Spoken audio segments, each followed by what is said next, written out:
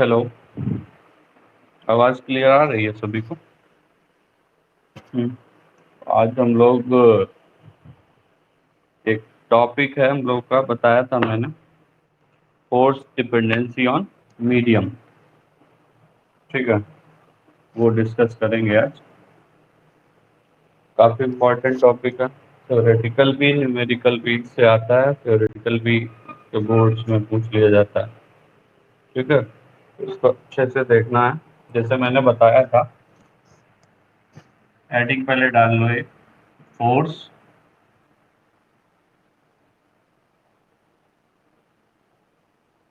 Dependency on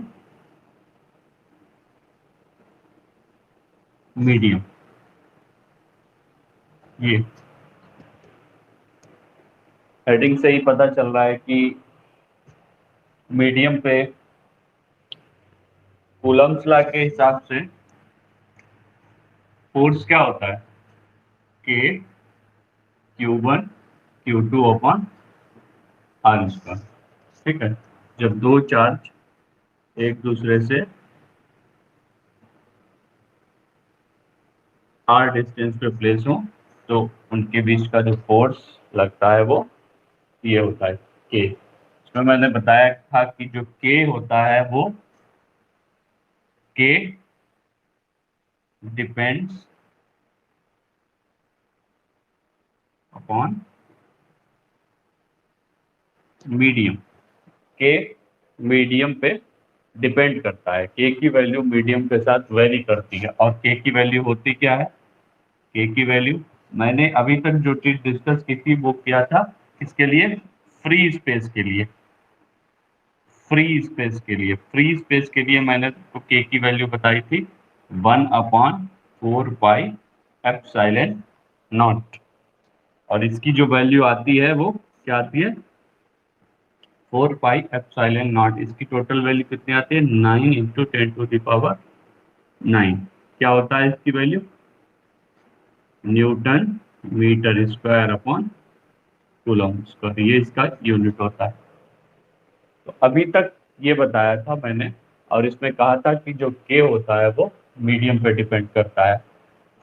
कर भी रहा है यहाँ पे, के की वैल्यू देखो क्या है, कैसे ये मीडियम पे डिपेंड होता है। के की वैल्यू है 1/4 pi epsilon naught. Epsilon not को मैंने बताया था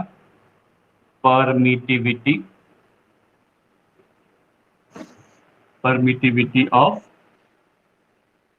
फ्री स्पेस, या तो इसको परमिटिविटी बोलते हैं, और इसका एक दूसरा नाम है dielectric strength. Dielectric strength बोल देते हैं इसको कहीं कहीं पर। ठीक है, यहाँ पे मैंने कहा है कि जो 1/4 पाई एप्सिलॉन नॉट क्या है, permittivity of free space. But actually इसकी जो वैल्यू होती है के की, 1/4 पाई एप्सिलॉन इसको लिखते हैं, 1/4 पाई एप्सिलॉन लिखते हैं। वेयर एप्सिलॉन क्या होता है, एप्सिलॉन है हमारा परमिटिविटी, और एप्सिलॉन की जो वैल्यू होती है वो एप्सिलॉन नॉट एप्सिलॉन आर। ठीक है, एप्सिलॉन नॉट फ्री स्पेस के लिए, परमिटिविटी ऑफ फ्री स्पेस, और एप्सिलॉन आर को बोल देते हैं हम रिलेटिव परमिटिविटी। ठीक है, ये ऐसे होता है। अभी इसको हम कॉन्सेप्चुअली और थ्योरेटिकली देखेंगे कि कैसे फोर्स हमारा वेरी करता है मीडियम के साथ। ठीक है,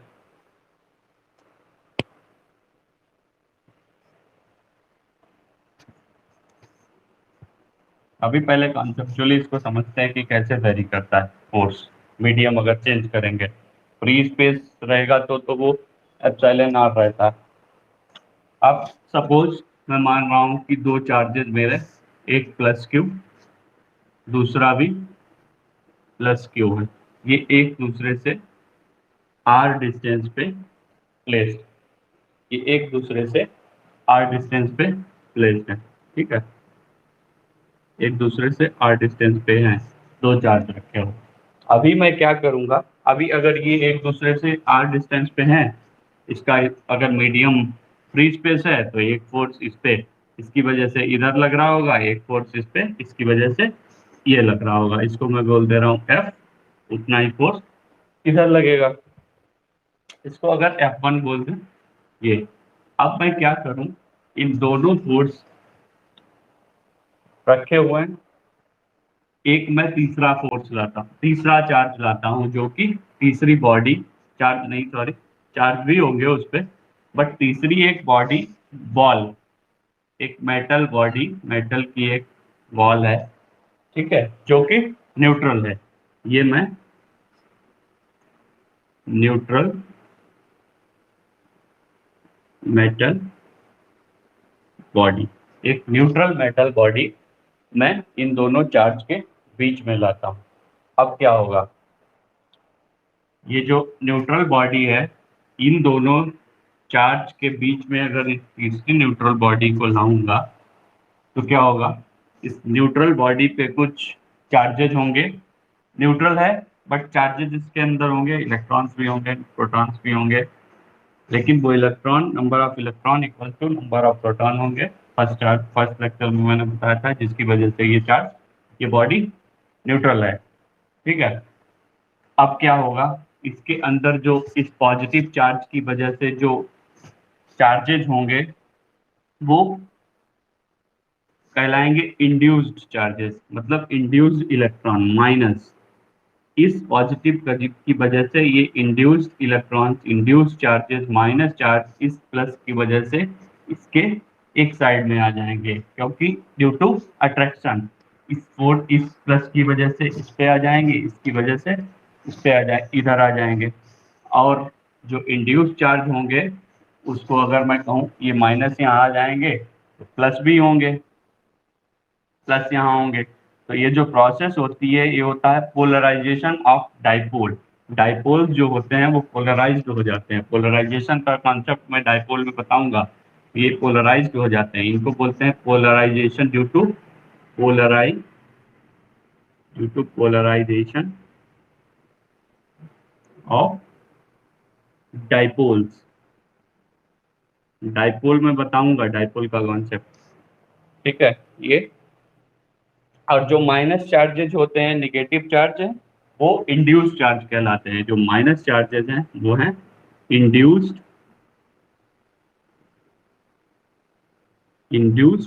चार्जेस, इंड्यूस्ड चार्जेस इनको बोलते हैं। अब क्या होगा, ये जो इंड्यूस्ड चार्जेस इलेक्ट्रॉन जो हैं इसकी सरफेस पे आएंगे इस पॉजिटिव चार्ज की वजह से, तो इन दोनों के बीच में एक फोर्स लगेगा, यहाँ भी लगेगा फोर्स, एक यहाँ भी लगेगा इस बॉल की वजह से। अभी मैं इंड्यूस चार्जेस नहीं बोल रहा हूँ, अभी मैं बोल रहा हूँ इस मेटल बॉल की वजह से इस पे जो फोर्स लगेगा वो एक इस पे फोर्स लगेगा, एक इस पे फोर्स लगेगा। और ये फोर्स क्यों लग रहा है, ये फोर्स इस वजह से लग रहा है जब मैं एक तीसरी बॉडी को यहाँ पे लेके आया हूँ, तीसरी मेटल बॉडी को, ठीक है। अब ये जो फोर्सेस होंगे वो हो सकता है बराबर ना हो, तो इसको मैं FV1 FV2 मान लेता हूँ। वो बराबर नहीं होने का कई सारे रीजन हो सकते हैं, ठीक है, इससे इसकी डिस्टेंस कम हो, इससे इसकी डिस्टेंस ज़्यादा हो, या वो ज़्यादा हो वो कम हो, ठीक है। तो अभी ये दोनों चार्ज, ये दोनों फोर्स इनकी वजह से अलग भी हो सकते हैं, ठीक है, बराबर भी हो सकते हैं। तो FV1 FV2 इस पे इस तरफ लगेगा फर्स्ट केस में। अब अगर मैं कहूँ कि इस मेटल बॉडी जो है, मेटल की जो बॉडी बॉल है, उसका साइज अगर मैं रिड्यूस कर दूं, कुछ कम कर दूं, साइज कम अगर कर देंगे उसकी वजह से मेरा फोर्स चेंज हो जाएगा, FV1 FV2 चेंज हो जाएगा।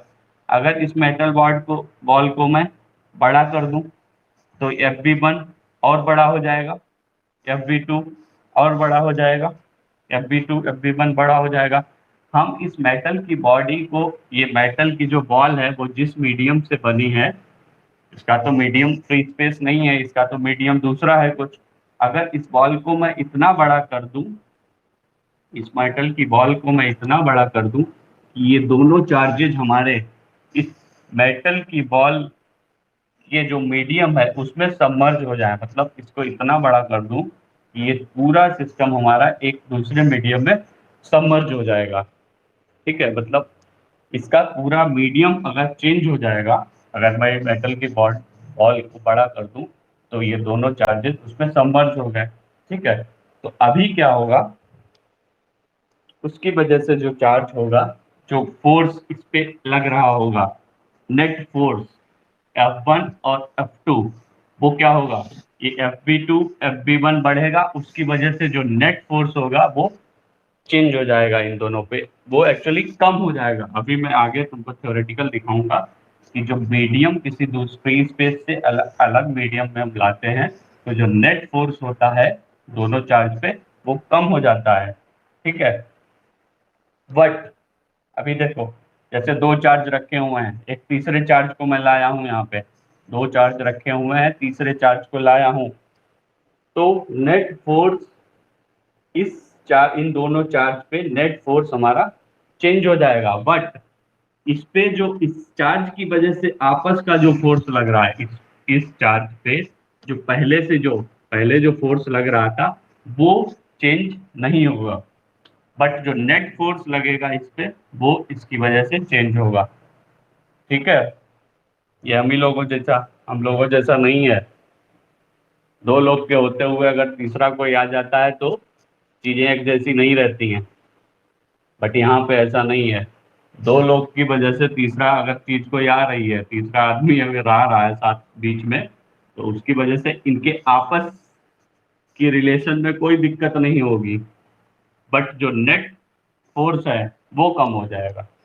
ऐसे समझो इसको। ठीक है, तो यहाँ पे एक स्टेटमेंट लिख लो। ये तो मैंने थ्योरेटिक तुमको कॉन्सेप्चुअली बता दिया कि जब अगर मीडियम चेंज होता है, जो नेट फोर्स है वो चेंज हो जाता है, बट इंडिविजुअल फोर्सेस एक पे दूसरी की वजह से जो लग रहे हैं वो चेंज नहीं होते हैं। तो नीचे एक स्टेटमेंट लिख दो इस पे।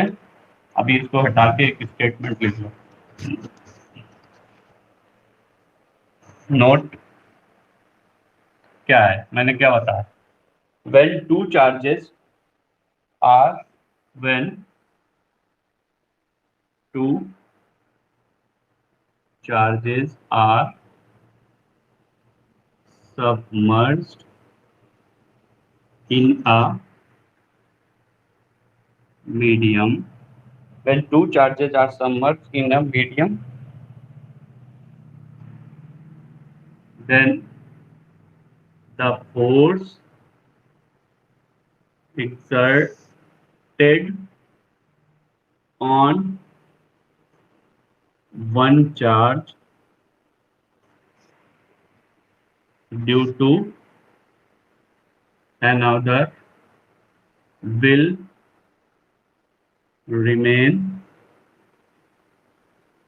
unchanged, but क्या, the net force on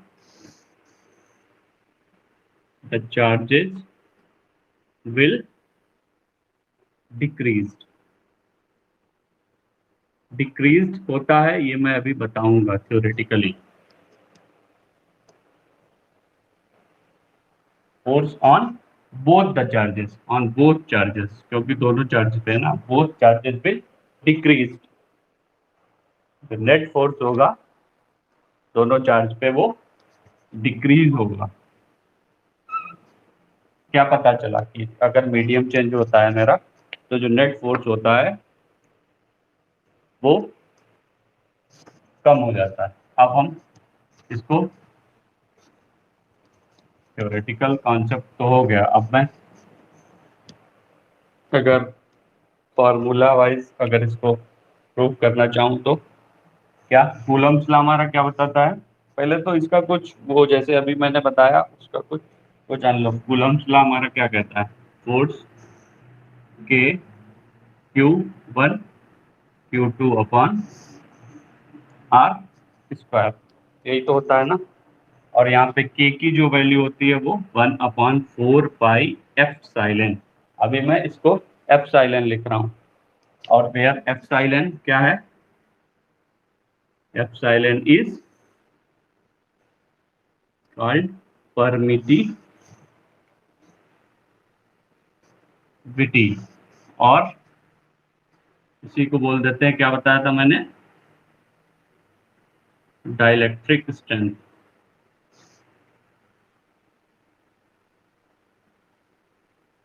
इसी को डाइलेक्ट्रिक स्ट्रेंथ बोल देते हैं वे, और जिसमें एप्सिलॉन की वैल्यू क्या है, एप्सिलॉन को बोल देते हैं epsilon naught, epsilon R. Epsilon naught क्या है, एप्सिलॉन नॉट क्या है, एप्सिलॉन नॉट है हमारा permittivity of free space, free space की परमिटिविटी है। और जो एप्सिलॉन, इसकी वैल्यू क्या होती है एप्सिलॉन नॉट की, बताया था मैंने 8.85 इंटू 10⁻⁻12। इसकी यूनिट क्या होगी, यूनिट क्या होगी,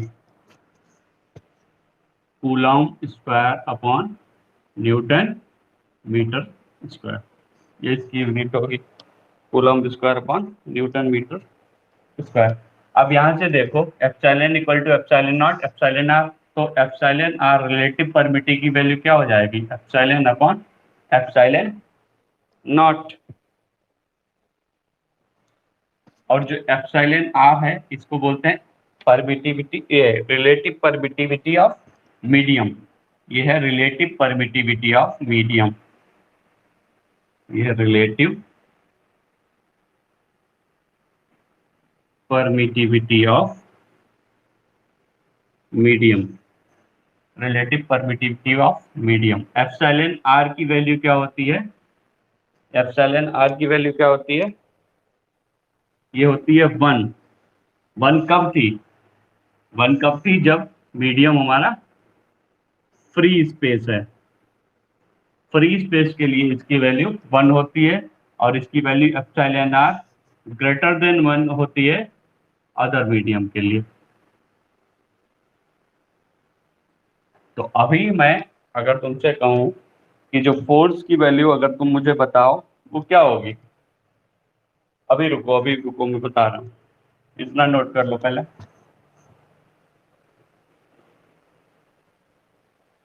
अगर मैं इस पे कहूँ तुम्हारा ये है, तो फ्री स्पेस के लिए उसकी वैल्यू तो मैंने बता दी थी, के की वैल्यू क्या आती है 9 × 10⁻⁹। ठीक है, इसको हटाते हैं।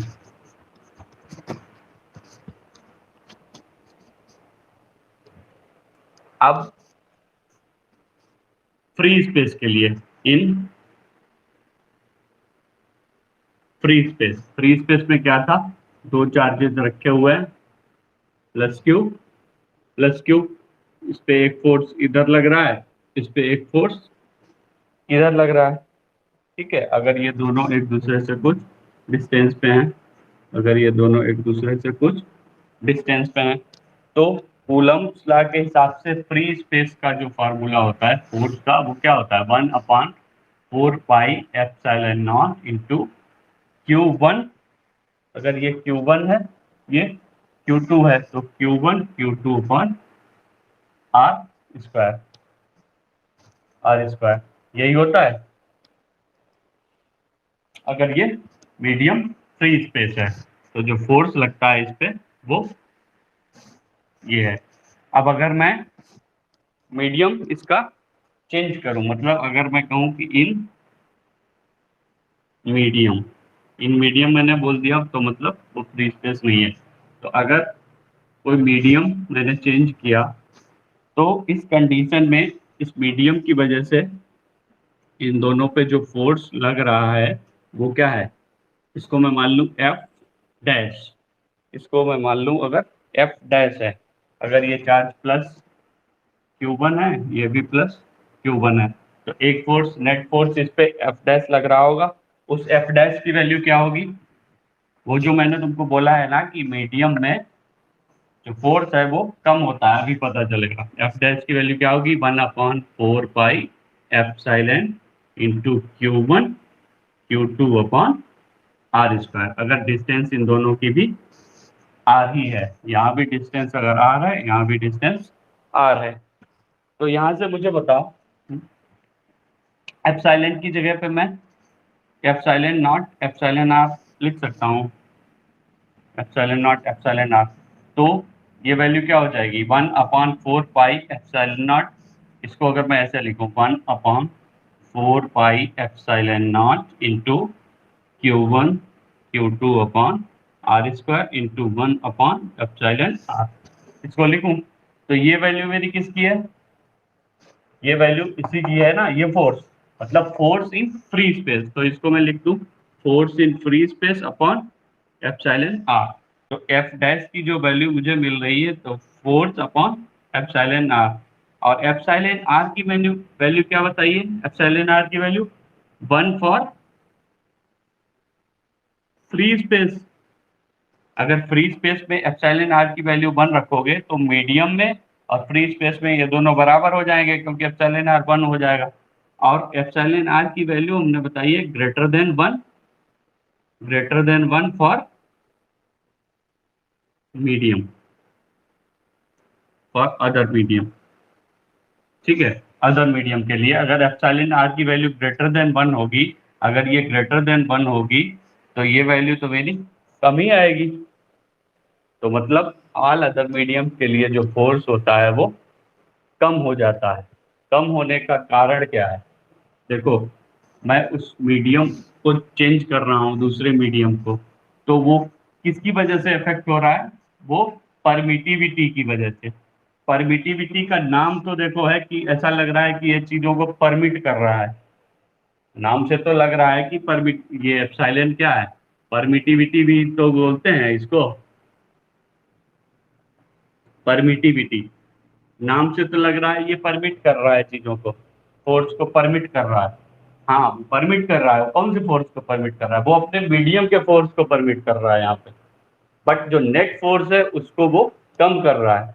तो परमिटिविटी से गलत उसमें डायरेक्शन में नहीं जाना है, इसके नाम से, नाम इसका धोखा देने वाला है।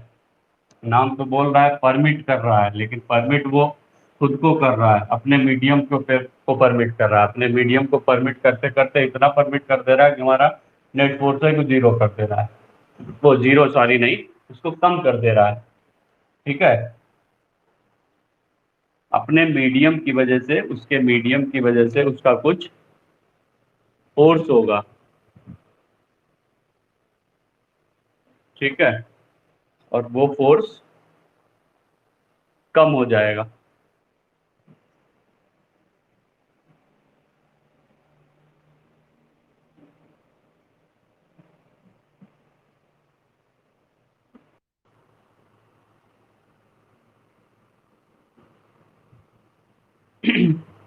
कितना आ गया,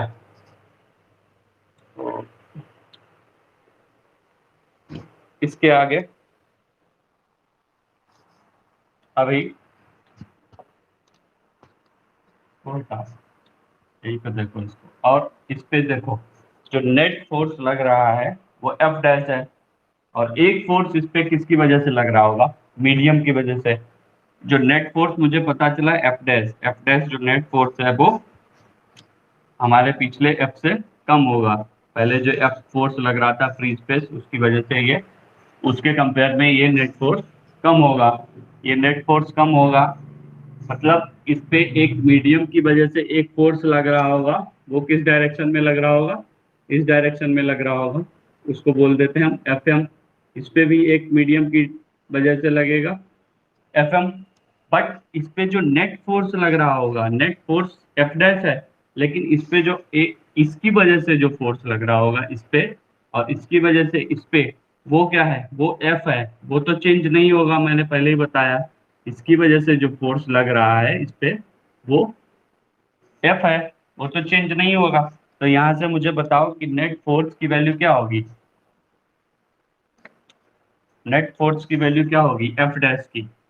एफ डैश को मैं क्या लिख सकता हूँ, F dash equal to F minus F M, F minus F M. और एफ एम की वैल्यू मैंने क्या, एफ एम की वैल्यू क्या मैंने निकाली है, force due to medium, force due to medium मैंने क्या निकाला है,